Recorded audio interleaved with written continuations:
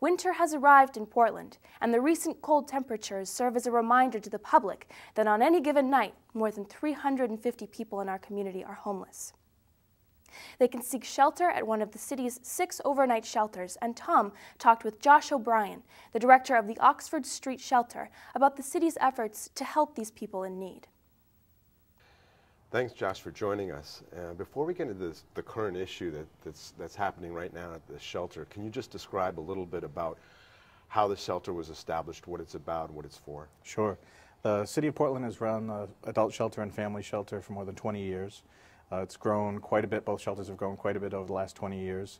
First came out of a commitment to provide shelter for those who were in a tent city right outside of City Hall over 20 years ago, and developed over the years to provide a safe commitment to provide a safe place for both adults and families so that no one would have to be on the streets of Portland homeless.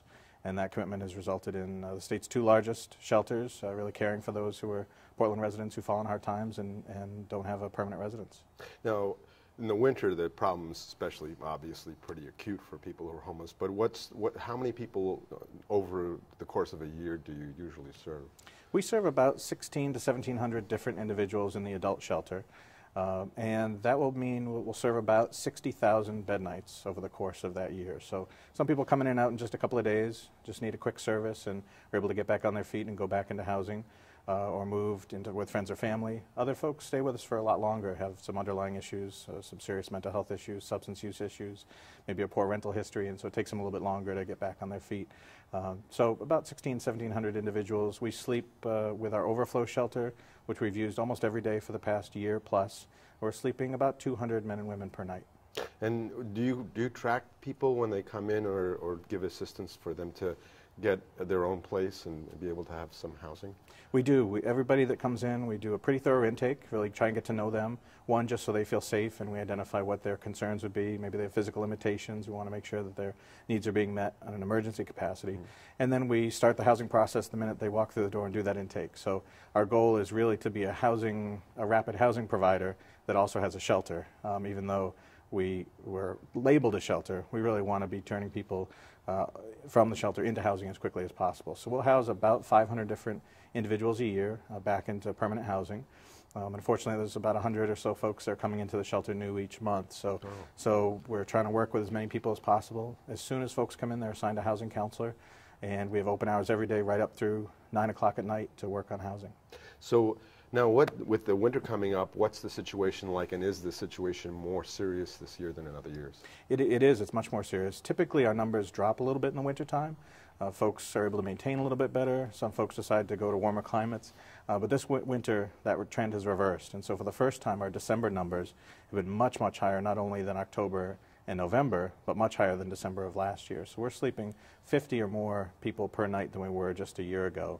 We've had some federal stimulus programs that have ended, and so we're not able to move quite as many folks out of the shelters as we had been.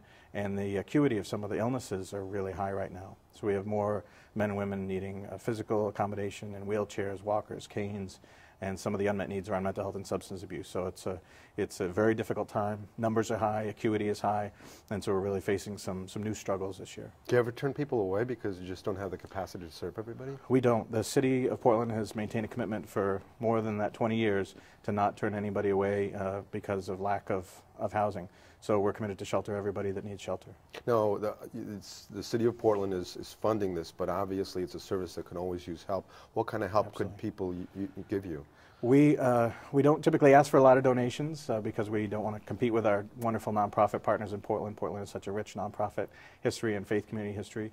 But this year our donations have dropped, as many other places have. And so just the basics are so important.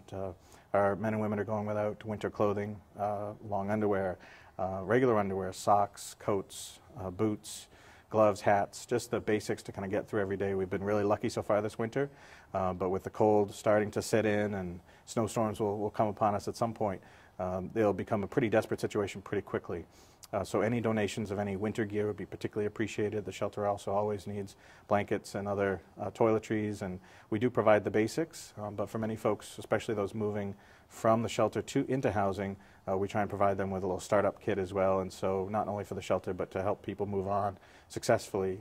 We're really almost desperate this year for those donations. Is there a particular profile for the people that come in, or I mean, does it run the gamut from children to older people?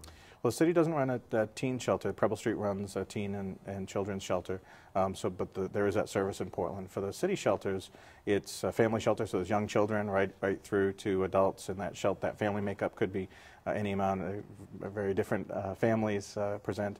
And then for singles, we serve 18 and over, and we've had men and women as old as 80s and 90s, wow. And we have 18-year-olds, folks that just turn 18 and come into the shelter. If people want to find out more about it, you know, how would they call or get contact, or is there a website? Sure, there's a couple easy ways. One is to call the shelter directly, and that number is 207-761-2072. They can ask for me. My name is Josh, and I'd be happy to talk with anybody about the shelter, give a tour, answer any questions. We're available on the Portland Maine website, the Portland City Government website, which is www.portlandmaine.gov. And my email address is jco@portlandmaine.gov. Well, thank you very much for joining us. Great. It's a very important issue, and I'm glad you came in to share it with us. Thank you.